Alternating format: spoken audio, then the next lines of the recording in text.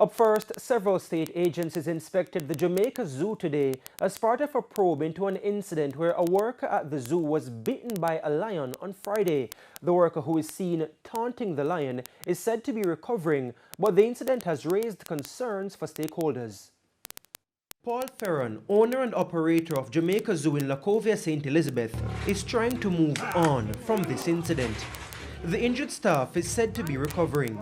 The person is being attended to properly, like basically this morning is as a public holiday. Most of the doctors is supposed to went in to get treatment. I was like, their hands on, make sure that he get sorted out. So good so far, he's recovering. But even as the staff is being tended to, reactions have been strong. Like I said, I consider it the height of stupidity. I think it's cruel and unnecessary. I am not blaming the lion. You see, because if you don't put your finger through the fence, the lion can't be biting. That was a stupid act. And so normally you pay for whatever you do. Simple. Another video has since emerged online which appears to show a similar incident. It's concerning for the Jamaica Medical Vets Association. It seems to have been a habitual taunting of these animals to get them to react and to entertain the public. So you're very disappointed because zoos are first and foremost for conservation. They're for education and they're for the well-being of animals. Teasing animals, she insists, is not part of the standards of care for any animal anywhere.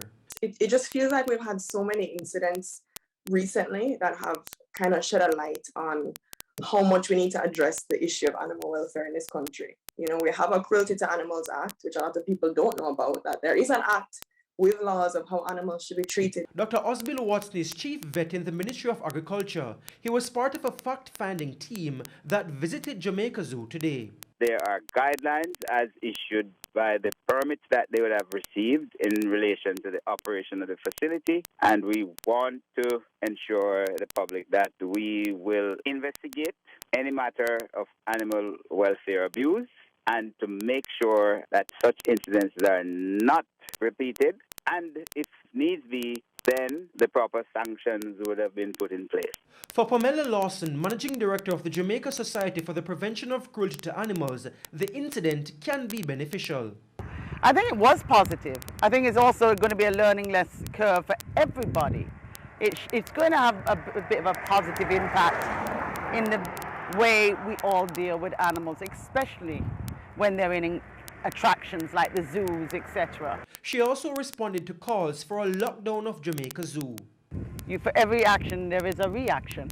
You can't just take up these animals and expect them to go somewhere else. There's nowhere to put them.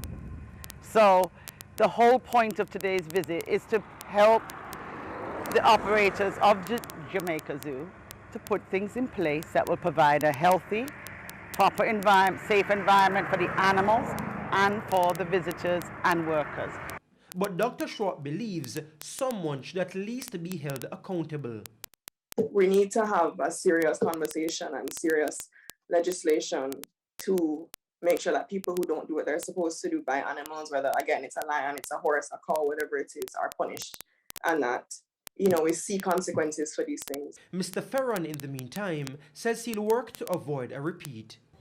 Moving forward, I will definitely try to work as usual, as we always work with NEPA and different agencies and stuff like that.